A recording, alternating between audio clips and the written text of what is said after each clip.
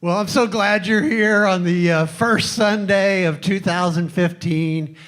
And I love first Sunday of the year crowds. They're not always the largest crowds. People are still kind of coming down from the holiday. But I know one thing about this time of year, and I like what Josiah said in the opening. We're not even being cynical about it, like, oh, everybody wants to change. I think that's a good thing. I think it's a great thing that at this time of year, we think about personal growth. We think about changing. We think about not just being like we were last year. And I like the fact that the first of the year is a time that we can kind of go, okay, that was a period on the end of the sentence. We start a new one. We start a new page. We start a new calendar year, whatever. Now, here's the thing about this time of year, though, and I know this. Like, this is a time when people buy gym memberships. This is a time when people try new things, when they start that class at Rex Kwon-Do, when they get a sensei, when they buy a self-help book, when they try P90X again, and I know that about this time of year, and I know also, just being honest, that this is a time when people market to that, and I think churches do that as well. We go, hey, we've got a plan for you, or you need to look at what God has for you in this year, or you should read this year, and I understand that's the way it feels, and I just want to be very upfront with you this morning and say, I want to sell you on something this morning. I want to sell you on an idea. I want to sell you on this idea that you could not just survive this year, not just maybe grow or sort of plateau. You could flourish this year. You could actually prosper. You could actually change for the better. You could flourish. And now we're going to talk about, and this isn't a surprise to anyone, if you've been to Action Church before, and if you haven't, this is the way it is every week, we're going to talk about the Bible. Now, the thing about the Bible, though, that's interesting and sort of strange is that preacher types like me always say, and I say this, and I shouldn't because it's not true. I'll say, like, the Bible is an instruction book, right? You probably heard me say that. It's not true because not only is the Bible really not an instruction book, it's not even a book. It sort of looks like a book when you have it in book form, but it's actually a collection of books. The Bible is more like a bookshelf than a book, if you want to be sort of realistic about the way it is. It's filled with all different sorts of things. There's books of history. There's letters, like the epistles, we call them epistles, are actually letters to the first churches. There's the Gospels, which is the good news of Jesus, 4 different accounts of Jesus Christ and how he ministered and was raised and lived. There's prophecy, and we're kind of like, oh, and it's weird because some of the prophecies already happened, some hasn't. We argue about which is which. There's apocalyptic books, and then there's the books that we call the wisdom books. Now, honestly and obviously, wisdom books always get talked about this time of year. Like, almost every year we go, we need wisdom, right? We need to know what to do. We need to know something for the next year. So we turn to these wisdom books, and we're going to do that this morning. We're not doing anything different. But the thing I want to tell you about the book that we're going to study today is this.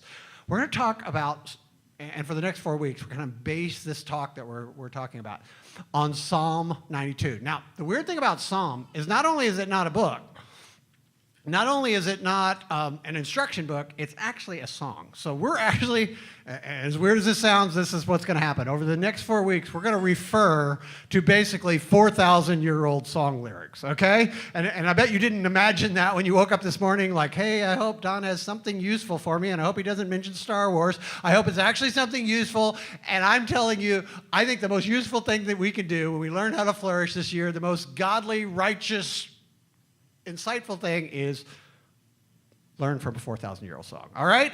Now, here's the thing about song lyrics. Just imagine this. Imagine 4,000 years from now, if we looked back on, if scientists are looking back on the song lyrics of today. Like, they're looking for wisdom, and I can imagine they're probably looking for wisdom from Florida-Georgia line, okay? So they're like, okay, what can we learn from America 2014? And of course they go, the most wise thing they had was Florida-Georgia line. So if you looked at their lyrics, if you went, okay, baby, you a song, you make me want to roll my windows down and cruise, yeah, baby. See, if you look at that, you shouldn't look at that literally, right? You wouldn't go, okay, I think that she's a song, and he really wants to crank his window down and cruise. None of that's going on because it's a song, lyrics, right? So that's kind of what, or let's say this, like you're 4,000 years in the future, you're looking back to the wisdom of Lil Jon, and you're saying, turn down for what? Turn down from what? What does he want us to turn down from? I don't know, but we realize it's a rhetorical question. Lil Jon's very wise. Lil Jon ain't turning down for nothing. That's what Lil Jon's saying. So here's the thing about these lyrics that we're going to learn from these next few weeks.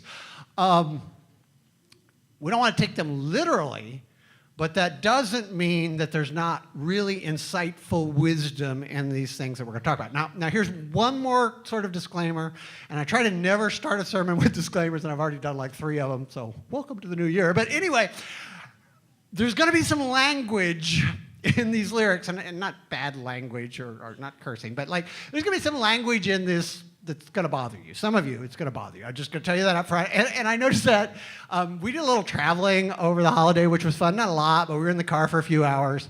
And I don't know, parents, have you ever done this? Or maybe I'm just a horrible person. Yes, I probably am just a horrible person. But you probably imagine that as a pastor, I listen only to church music, right? Not so much. I listen to country music, and I guess the closest I ever get to church music is Eric church music, which sort of got me in trouble over the holiday because I realized like I'm playing my playlist off of my phone in the car, and like somehow like when I listen to Eric Church through my earbuds, I don't notice a lot of things, and then like it was so funny because like my playlist is on and there's like 16 speakers in the car and it's all cranked up, and this song came on from the latest album, and I'm not even going to tell you what the song was because it has a bad word in the title, but like I actually said these words. I like reached on the steering wheel and I flipped the little lever and I like turned it up. I'm like, yeah, this is my favorite song. And all of a sudden it starts. I'm like, beep, beep, beep, beep, beep. You know, I was like, who knew it said that? I never, you know, it's weird. It sounds different through my earbuds than it does to the whole family. I'm like, you should listen to Taylor Swift. Don't listen to Eric. Anyway, but see, that's the thing. Like, I realize there's like some content, not so family friendly, not the language, but here's the thing. It's still a great song. I still stand by. Favorite song, great song. Anyway, Psalm 92 is going to be like that. I'll just tell you, like, there's going to be some points, and we'll just acknowledge it. Some cringe-worthy parts where you're just like, ooh, I wish you didn't say that. But check this out. I know I've given you 3 disclaimers, but trust me, it'll be worth it. Psalm 92, and we're going to start like second verse. Don't know what the title was. We're not even 100% sure who wrote this. We think it was either King David, because it really lines up very well with other stuff we know he wrote. Or it could have been one of King David's like posse, one of his songwriters, but they were obviously influenced by King David, and he's the one who put sort of the album together, if you will. So this is based on the life and the music of King David, and it just says this. It says, you thrill me, O Lord, with all you have done for me, and I sing for joy because of what you've done. See, these are song lyrics. He's saying, I'm singing. I'm not going to do the elf thing. I just want to do it so bad. I'm singing in a store. Yes, I'm singing. Anyway, oh Lord, what great works you do, and how deep are your thoughts. And then he says these words. He says, only a simpleton would not know, and only a fool would not understand it. Basically what he's saying is like, you save 15% on car insurance in 15 minutes. Everyone knows that. You know, he's saying, oh, everybody understands this. And then he says these words, and we're going to talk about the language a little bit. There's some kind of like, language that bothers us in 2014, but I want you to pay attention to this. It says, though the wicked sprout like weeds and evildoers flourish, they will be destroyed forever. But you, O Lord, will be exalted forever, and your enemies, Lord, will surely perish. All evildoers will be scattered. Now, I know, like, and it's like you go, oh, I was hoping, like, Don wouldn't, like, use words like that. You know, you come to church, like, oh, that sounds so judgmental now. We don't want to talk about the wicked, you know, or evildoers. I can't say evildoers without sounding like George W. Bush for some reason. You know, it's like, evildoers. You know, it's like, I just think that's what it sounds like. And we don't like those words in church anymore. And I understand, you know, it's like, you don't want to walk out and go, like, that guy's wicked. That, you know, you don't want to judge like that. And this idea of David going like, or whoever wrote this, probably David going, you know, evildoers will be destroyed. You know, we don't like to think of God like that, but God is like that. And so I just want you to put that aside, but I want you to notice that one part where he says, sprout like weeds. What he's basically saying, and you've heard this term, not grow weed, grow like a weed. I mean, you've heard that term because the reason why is that's still true, right?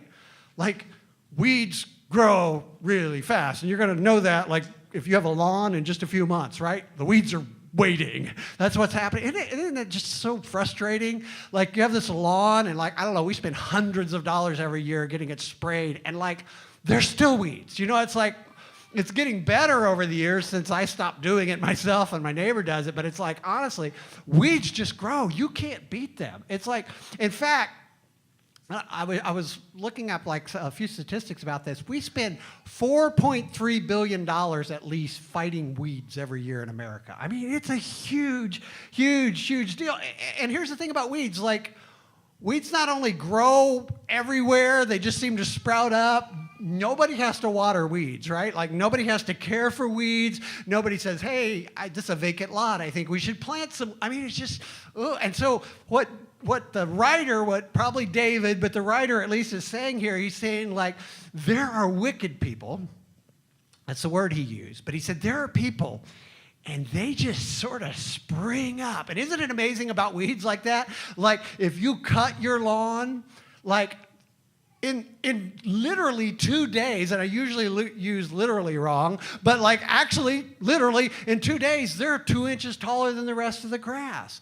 I know at my father-in-law's place a few years ago, he had these hedges, and we would cut them flat, and you couldn't get to the weeds because they were growing down like inside of this thorny hedge, but like the stupid weed would like poke up through the hedge like every other day, and I'd just walk by like, knock it off, clip it off, clip it off. And it was so frustrating because these weeds grow so fast, and that's what David was saying. Now, here's the thing about it. Even if you feel like, I don't like calling people wicked, or I don't want to think of people as evildoers, or God punishing them or destroying them, and I understand, like, in our culture, that is really offensive, and I'm cool with that. But here's the thing about it. Like, I know you.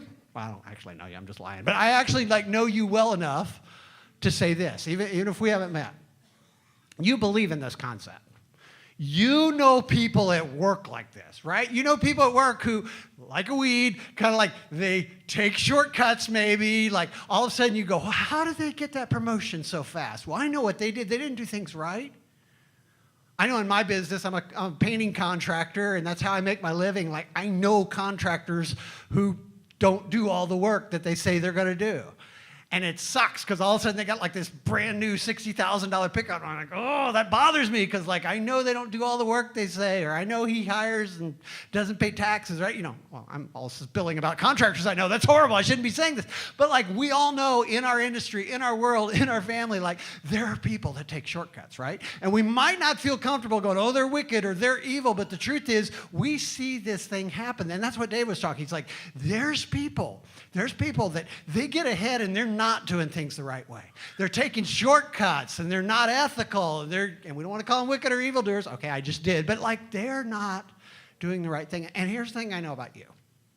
If there was someone you loved, someone you really cared about, someone in your family, like a child or a close friend or something, you wouldn't advise them to do that if you cared about them, honestly. You know, imagine this, like, this is the time of the year, it's Josiah said, for New Year's resolutions. Imagine you have a friend who says, like, I'm thinking about, like, my resolution this year is I want to put on some muscle mass. I don't know about you, like, I was inspired recently. I actually started strength training again. You can't tell it yet, but I'll soon be posing down. I'll be oiled up by next week. But anyway, that's my story. But like those scrawny arm Rob Lowe commercials, like they have inspired me. I can't stop it. Like I started lifting again because I'm like, I can't be like scrawny arm Rob Lowe. Anyway, if you haven't seen it, Google it. It's important. But anyway, like I don't know. Like imagine you have a friend like me who's like, I don't want to be scrawny arm Rob Lowe, so I'm gonna start lifting weights. You wouldn't say to them, hey, thought about trying steroids? They seem to work pretty well. I don't know if you've looked at the professional wrestling, like, that works fine. Why don't you try steroids? You wouldn't say that because you know, like, that's a shortcut and it really does work. Like, you can get big really fast. You also, like, your heart stops and your liver fails, but, and they're sort of illegal, but, like, you wouldn't say that. Or maybe you have a friend who's like, hey, I need to lose a little weight and I just don't feel like I have energy, so I'm going to the gym, I'm hitting cardio. You don't go, have you thought about methamphetamine? I hear that works fine. You don't, like, have you tried cocaine? I mean, you don't say that. You really, unless you're selling some, and then I don't want to hear, you really wouldn't say that to someone you love because that's a shortcut, but it's got a lot of side effects and it's illegal and it's dangerous and you can ruin your life. I mean, you can ruin your teeth. You wouldn't say, like, imagine a friend says, man, I was just really, I want to buy a house this year. We've been looking, we've been saving, we've been working, why don't you just rob a bank? You could probably get enough money for a down payment. You wouldn't say that. Or why don't you just forge your credit score? I mean, there's things that they could do to take shortcuts. I mean, we know, like, 10 years ago, like everybody was taking shortcuts. That's when the subprime market opened up. And all of a sudden, the whole country, like our credit and our housing loans and everything crashed because a lot of people were taking shortcuts, but you wouldn't tell your friend to do that because it's not a good idea. And why is that? Because it is the fastest way. Someone comes to you, someone you love, and they say, hey, I feel lonely. I want to meet someone. I want to meet the right one. I want to get married, and I don't know if it's going to happen this year. And you wouldn't go like, there are escort services, or, there's a hookup app. You wouldn't say that because you're better than that, and that's, you might not call it wicked or evildoer. I had my George Bush impression. It's going to drive you crazy. But anyway, like you wouldn't say that, but you wouldn't advise someone you love to do that. And that's what David's saying. Like, I've seen wicked people. I've seen people get ahead doing the wrong thing. I've seen people take shortcuts, and it seems like, and you would agree, and I know this, like I've seen this in my industry, and I'm not even talking about painting, I'm talking about preaching. Like, you can get ahead by doing the wrong thing really quick. Now talk about that. But anyway, let's go to the next part. It says this. It says, now here, remember, song lyric. This is not like history. He said, but you have made me as strong as a wild ox. Now, funny fact, in the King James, you know what it says instead of wild ox? It actually says unicorn. Yes, I told you, I'm a preacher's kid who read all the weird stuff in the Bible. In the oldest version, it actually says, you have made me strong as a unicorn, which is funny because, like, it makes me laugh. Like, skeptical people go, well, there's unicorns in the Bible. That's, but he could say, you made me strong as a brontosaurus rex. I don't care. It's a song lyric. He's not saying, but here's the thing, like, and then there's Bible nerds that'll argue, go, no, that's the word in the Greek for wild ox or rhino. I don't care, honestly. It can be unicorn. It can be brontosaurus. I don't care. I don't even think that's a real dinosaur. I made that up. But this is song lyrics. He's going, I've seen wicked people. I've seen people who take shortcuts. I've seen people who come up really quick, who get rich quick. I've seen people who rise through the ranks. But God, you've made me strong like a wild ox, and you've anointed me with the finest oil. And that's why we believe this is about David, because it sort of mirrors his life. And then he says this.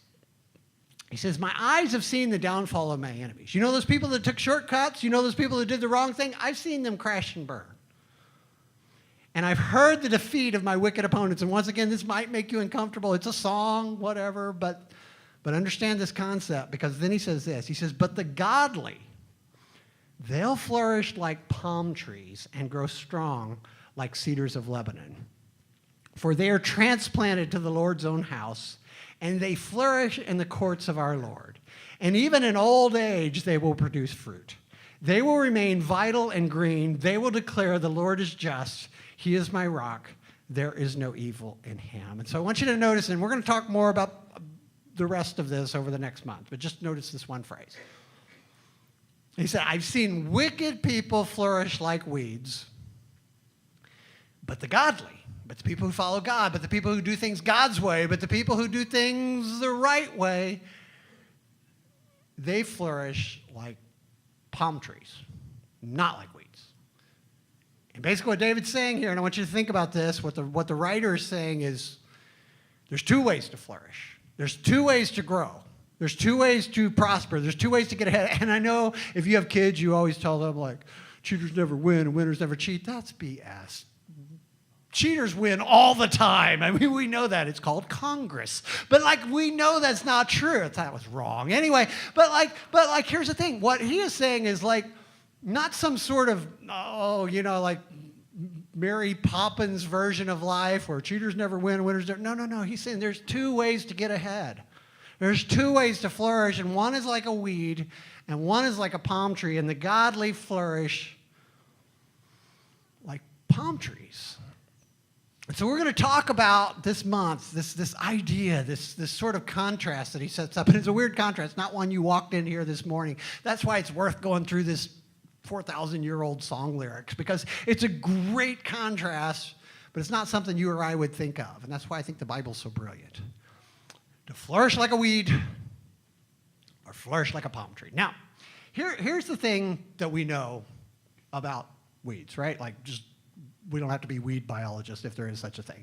Like, weeds grow faster than palm trees, right? Anybody want to challenge me on that? I mean, not like fist fight me. I know Rex Kondo. Like, but I mean, like, that's true, right? Like, if you want fast growing, a weed is better than a palm tree. In fact, and it's funny, we also know this about weeds, like the reason why they are weeds, I mean, have you ever thought of like, why do we call that a weed? Well, it's because, what? They don't give us anything. In fact, there's argument over, is that a weed or is that not a weed? And there's some maybe discussion among different people about what's good and what's bad. But think about this, like the way that we know something is a weed is the same thing my dad told me when I was like 10 years old.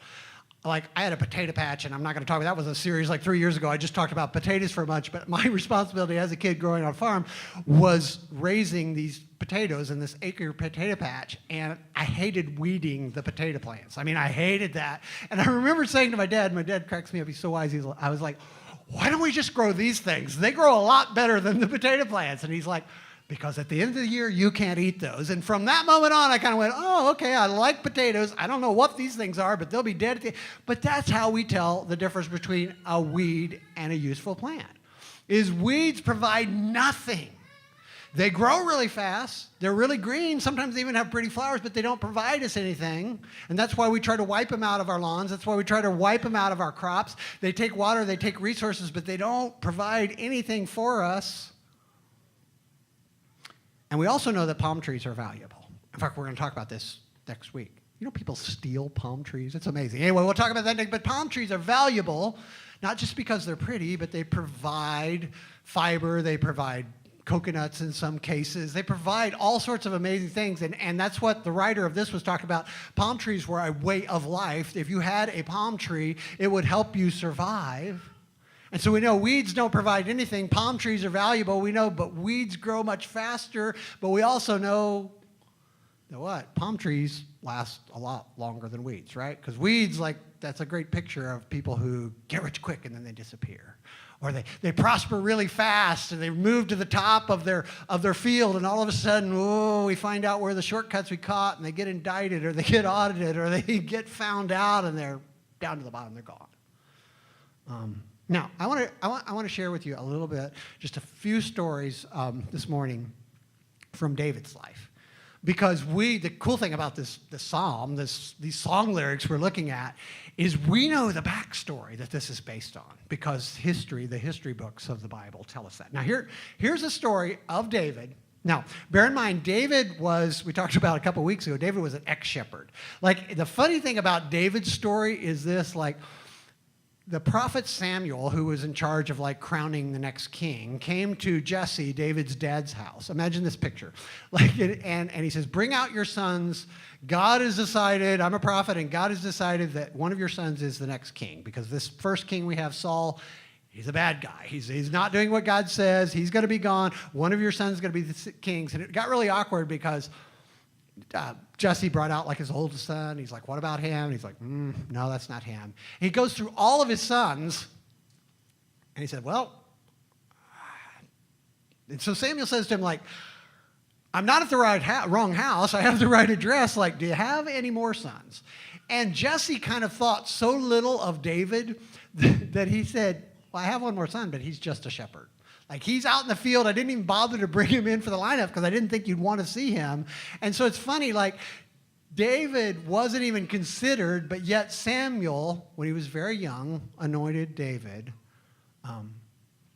to be king of Israel. Now, that didn't mean he had the crown yet. That didn't mean he had any power yet. But he's basically saying, you, David, you shepherd, the guy that your dad didn't even think that you were in the running, you're the next king of Israel. Now, David lived this remarkable life. And we don't have time to talk about it, but it is just, I mean, we could tell stories of David. I mean, he's the one who defeated the giant. He killed a lion and a bear. There's like amazing stories of David. Now, David also, here's just like this amazing guy. He was great on the harp. He's like this famous musician. He's an amazing fighter. In fact, he became one of the greatest leaders of armies in Israel. And you might think like, wow, what an amazing life. The problem with that is King Saul was still the king. So here's this guy who's been crowned or anointed to be king in the future. He can do anything. He's so annoying because he's great at everything. You know, he's the giant killer. He's the musician. The women just swoon. He's like this good-looking guy. It's just amazing. And so Saul, the king, who's the king now, is so jealous of David. In fact, he allows David to marry his daughter, but then actually begins to plot to kill his son-in-law David. So this goes on for a while, and finally David has to run. He literally has to become a fugitive and run away from his country because King Saul is trying to kill him. He's so jealous. Not just because he's going to be the future king. He just hates him because he's good at everything. Everyone loves David. And so imagine this guy who, as a young man, as a teenager, probably a very young, probably between the ages of 12 and 15, is anointed. You're going to be king someday. And now he finds himself in his 20s running for his life. He's actually in another country, and it's pretty amazing if you think about what David did, because, like, I don't know, maybe you or I would become like vigilantes and try to kill Saul, or become so angry we would attack our own country. But that's not even what David did. David was such a good guy that he actually, as people began to join him and sort of the misfit toys of the kingdom would come out and join him, he started attacking Israel's enemy, even though he was not part of Israel anymore. It's an amazing story. Anyway, I wish I could tell it, but we just don't have time. But here's the thing that happened one day, and I want to read this to you, and it's exactly as it sounds. This is not song lyrics. This is actual history told several times. It says, at that place where the road passes some sheepfolds, Saul went into a cave, the king went into a cave to relieve himself. There weren't truck stops. There weren't rest areas. You went into a cave if you were lucky. And it says, but as it happened, so remember, David is running from Saul. David's a fugitive. David has a wanted poster out in every post office. David and his men were hiding further back in that very cave. Now's your opportunity, David's men whispered to him. Excuse me. Today, the Lord is telling you, I will certainly put your enemy into your power to do with him as you wish. So David, imagine this, David creeps forward. And he cut off a piece of the hem of Saul's robe. Now, some people have made this like where he gets so close to Saul that he's like, which is really awkward. Saul's going to the bathroom and he's cutting off part of his robe. Probably not, thankfully for David and Saul. Probably he took his robe off. You know, that's probably what happened. But he cuts off a piece of the robe and he said to his men, the Lord forbid that I should do this to the Lord the king. I shouldn't attack the Lord's anointed one, for the Lord himself has chosen him. So David restrained his men and did not let them call. I mean, imagine that picture. Isn't it an amazing picture? Well, actually, it's a horrible picture. Don't think about it. But anyway, like Saul goes into the cave to use the bathroom. David's hiding back there with his men. Like they have this opportunity. Of course, Saul's alone. He's like, "You guys stay out there. I'm cool here." You know. So it's like they have a chance to just slaughter the king. I mean, that's like, and even his friends are going, this God has provided him for you. Like, now's the time to get even. Now's the time to become a citizen again. Now's the time to become the king. As soon as you kill him, you're the king. I mean, think about that shortcut. And instead, David's conscience stops him. He's like, no, that's not the right thing. God said I would be king, but he didn't tell me to kill the king while he's pooping. I mean, that's not what we do, right? And that would be an awkward story later. You know, how'd you get to be king? Well, one day. No, I mean, like, that's not the story that he wanted told. He decided, like, that's wrong. Now, I'd like to tell you that Saul was so appreciative, because here's what happened. Like, it was kind of cool, actually. Saul leaves, and he starts to walk away, and he gets far enough away, and David comes out, like, holding a piece of his robe. And he's like, hey, Saul, I was this close to you. Like, I could have killed you, and I didn't. I'm not the guy you're saying I am. And so you'd like to think, and I'd like to think that Saul's like, hey, David, I was wrong about you. Come back home. But that's not what happened at all, unfortunately. Saul said that. He's like, hey, don't worry. I won't chase you. But immediately tries to kill David again. And so with this decision, like this decision not to kill Saul, not to take a shortcut, not to do the unethical thing, not to do the wrong, wicked, if you will, evil thing, you know what? It cost David years of his life.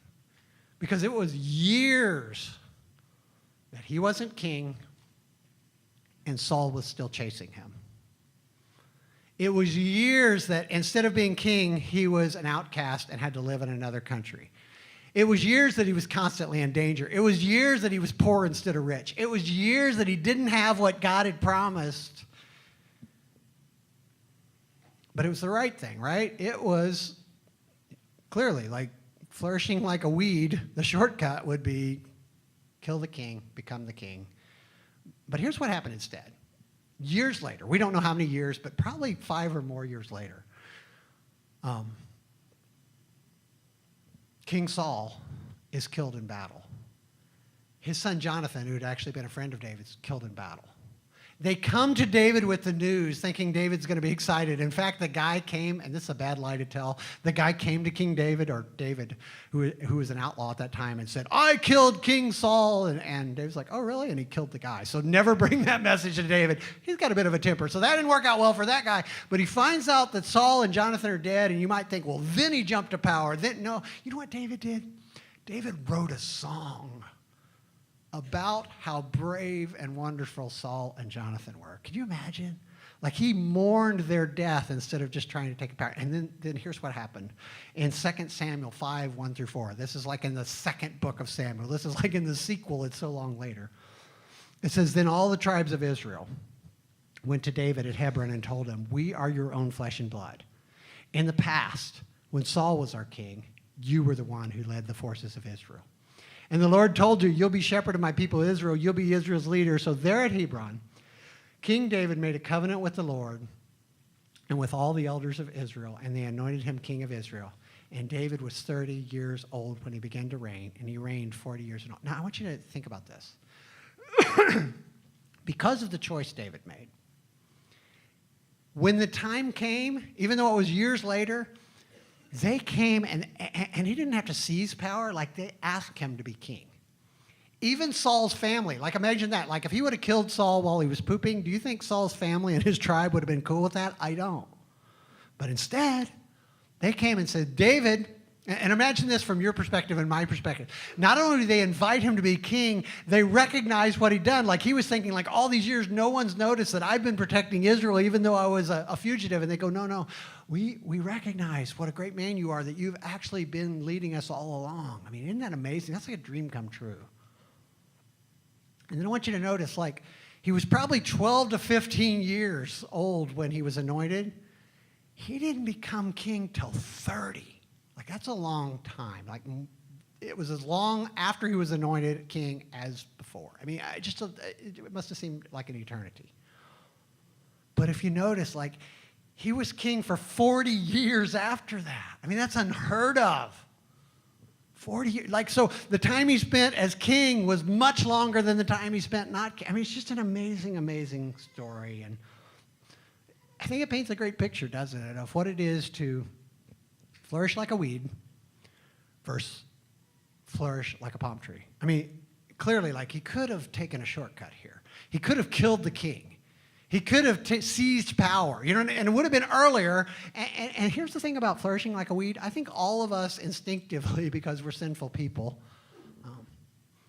we know how to flourish like a weed, don't we? Like, I don't have to give you instructions how to break the law. I don't have to give you instructions like how to do the wrong thing. I don't have to go, hey, here's a way you could take a shortcut in your life. No, we know that.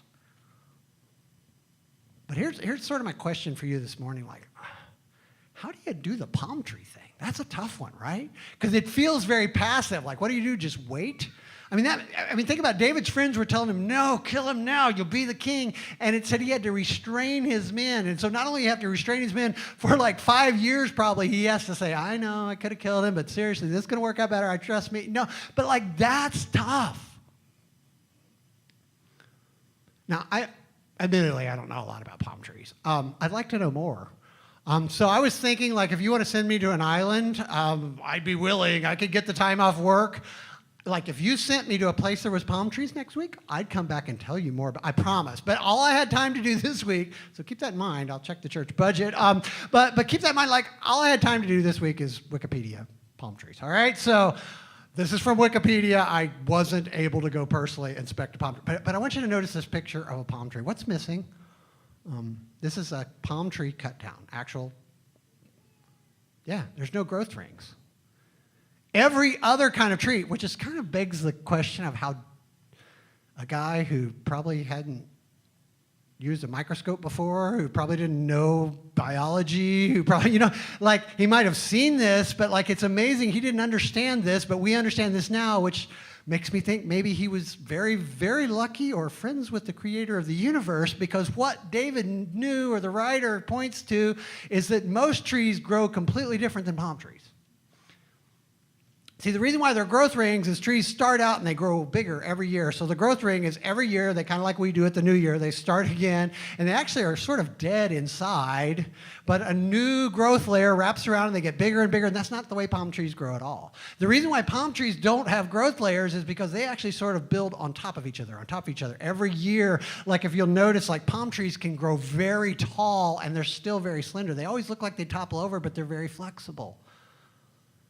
And it's an amazing design because unlike any other tree, every cell layer kind of builds on the last year. There's not growth rings. Instead, they're just on top of each other, this cell. And here's the other thing that's just crazy about palm trees, is they have some of the longest living cells in biology. Because if you think about it, in trees, the oldest cells in the tree, in the center of the tree, that's why it's so hard, that's why it's so difficult to cut through that center, is most of those are like dead and woody now. They've become more cellulose. They're not alive anymore. The outside's alive, the inside's dead. Not palm trees. From the very bottom to the top, the cells live the entire time. In fact, they've studied palm trees to go, how can we learn how to make cells live longer? Because palm tree cells can live for hundreds and hundreds of years. And it's an amazing picture, I think, of just this idea of a godly flourish like palm trees. Like wicked people or people who take shortcuts or people who do the wrong thing, like they'll do anything to grow like a weed. They don't care about anything else. They don't care about the consequences. They don't care if it helps anyone else. It's all about me, just like a weed. It's all about growing and getting big and getting rich and getting ahead, but not palm trees. Palm trees are slower, but they sort of build layer upon layer upon year upon year upon year upon year, and finally, there's no doubt that they flourish. And see, we're going to wind up here, and I want to pray with you. But I want to just put this in your mind this week, because I want you to think about this. So if we know this, if this is true, and we can even see it demonstrated in our life, that there are people that do the wrong thing, and it does get ahead faster, but it doesn't seem like it lasts forever.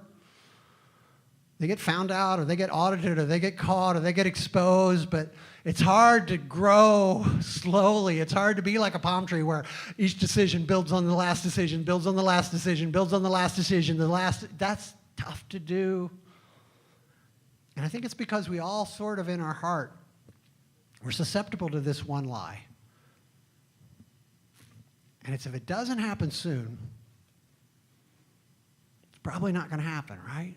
Maybe you've even thought that. Maybe you've thought that this week. You know, like, if I don't get married soon, it might not happen. So I'm willing to cut a few corners, willing to make a few exceptions, willing to maybe do the wrong thing, because if it doesn't happen soon, you know, if I don't get that position soon, it's probably not going to happen. So maybe I have to compromise my morals or my principles, because maybe,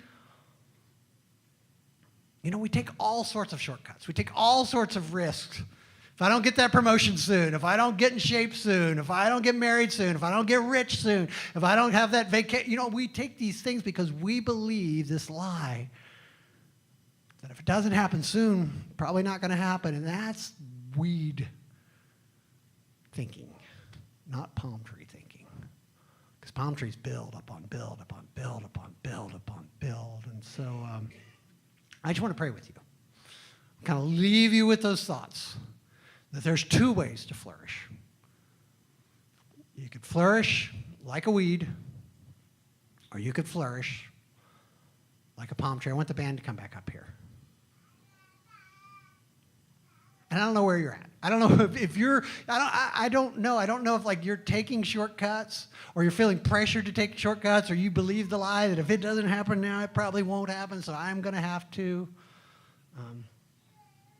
And maybe you're here this morning and you feel held back. Like you're like, oh, but everybody else is getting ahead. This whole God thing, this whole doing what God wants, this whole Jesus thing, it's just holding me back because I don't seem like I'm getting ahead as fast as everyone else. And we all feel like that at times, but I'm telling you that's flourishing like a weed thinking instead of palm tree. And so I just want to pray with you.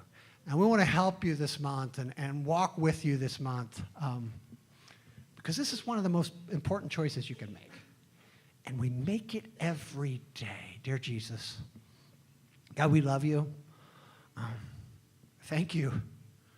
You're the ultimate example of sort of this flourishing like a palm tree. The fact that you laid down your life for us. And you could have done so much with the powers you had, with the influence you had, with the followers you had, but instead you just sort of gave that all away. But yet, thousands of years later, we're still talking about, you're still worshiping you, we're still wanting to learn from you and being influenced by you. So God, what a great example, and thank you for that. But I know 2015 rolls around. God, we're all going to feel that pressure.